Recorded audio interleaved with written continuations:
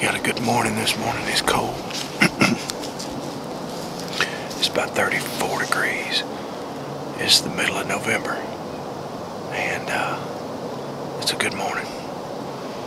We got a spot here that's, you can probably hear the road noise. I'm not too far from the highway, and I'm basically surrounded by cutover right here. Deer could be anywhere. I'm hoping they're to the north of me because I've got a north wind. But in this cutover, there's a draw that runs north and south, and I'm set up right on the edge of this draw. I got several acorn trees and some good trails in here. I love hunting on Saturday mornings. There's just something special about it. And I love to kill deer on Saturday mornings because you've got all day to fool with a deer or whatever. So hopefully something will come up in here and we'll get a shot at it. I'm not going to be picky.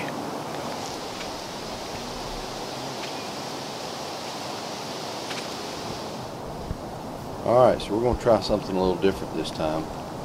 I'm going to try to narrate this as we go along, just to kind of give you some behind the scenes of what's going on right here. There's a few things I just want to point out. If you notice, I got a couple of little young deer coming in. These are probably last year's deer. One of them's a doe, one's a little spike. And you can see that first doe coming. Watch her smell me right here. Watch her lock up. See that? She knows right then that something's not right. And if you'll remember, when I was talking to the camera in the beginning, you could tell that the wind was blowing right to left. You could see my breath, blowing because it was cold. So these deer actually came over my left shoulder, which is not what I was expecting. And this standoff goes on for, gosh, 20 minutes before they finally settled down. I mean, they literally stood in one place for forever, and then finally settled down. They just knew something wasn't right, and they were kind of caught.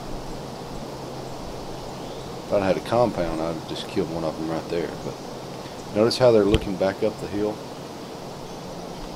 They knew that this other deer was coming, this other big doe. And I think I'd actually caught on to them looking up the hill earlier, which I'll probably cut that part out, but you can tell I've already got my bow ready. You can see my broadhead.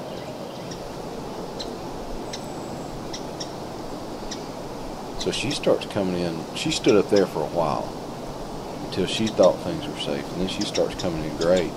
And then all of a sudden she gets right down here and she figures me out. She knows that something's not right.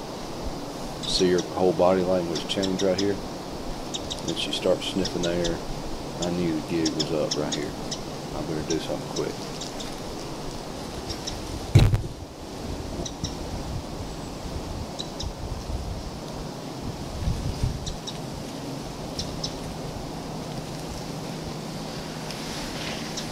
Hey. Mick.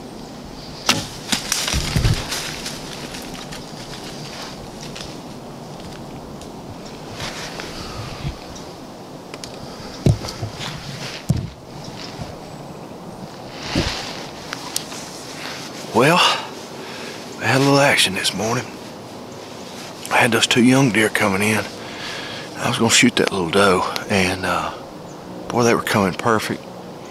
And they got downwind on me. The wind has kind of shifted a little bit, and she smelled me, there's no doubt. And finally she'd kind of settled back down, and or they both had, and they were starting to come back in there when Big Mama shows up. Big doe comes in. She comes off the hill, and she kind of came running in there, just like, I don't know what her deal was, but she had her nose in the air sniffing. She knew something wasn't right. And I knew that it was time to do something. I let one fly, and it looked like she was quartering away pretty good. And when I shot, she turned even more quartering away, which is good. And the arrow hit a little further back than I wanted it to. But I'm thinking that at the angle she was at, that it drove up in there and got to the probably liver and lungs. I'm hoping. She ran off with that arrow in her, and I'm shooting her. I'll show you. This is a broadhead I'm shooting. That's a Simmons tree shark. It's like a 2 1/16 inch cut. So it's a big, nasty, sharp broadhead. I've given her a little bit of time, and I'm gonna get down and just kind of check the site from where I shot her and see what it looks like, and we may have to back out and give her some time, but I think I'm gonna get her. Good morning. Right here's where she was standing. This hickory tree right over here is where I was. And I've got some pretty good blood right here. Here's where she was standing. Good blood so far. I got good blood.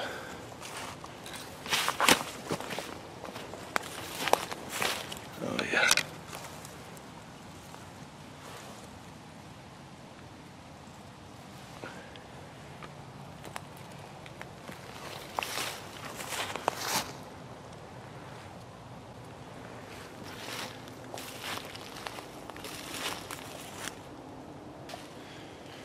She went, oh, there's my arrow right there.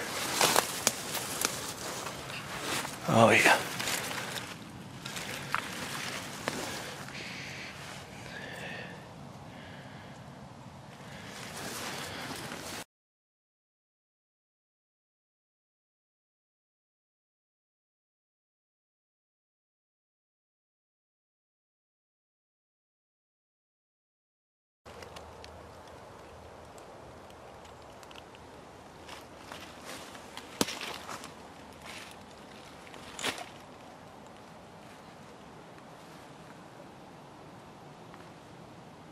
All right.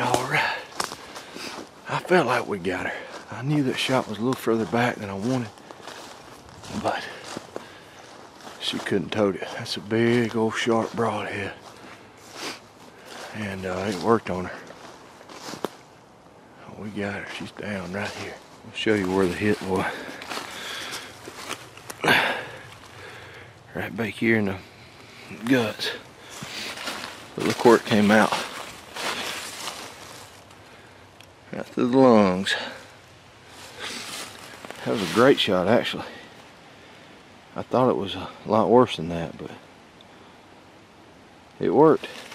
Big old doe came in there this morning and gave me a good shot. It's probably my furthest kill shot with a recurve. I'd say she was probably 20-22 yards, which is a long way for me. And the arrow went in right here on the other side, and you can see it came out right behind the shoulder. And just a great shot. She didn't go but probably, she probably went 150 yards. But trailed her up nice this morning, and just a awesome, beautiful morning to be out here in these woods. I'm gonna get this doe cleaned up and get her out of here and get back in the woods this afternoon. I appreciate y'all watching. I hope you enjoyed it. If you do, click subscribe down there in the corner, and follow me on Facebook, Instagram, and I'll keep bringing you some more good content like this right here. Till next time, y'all, be safe and shoot straight.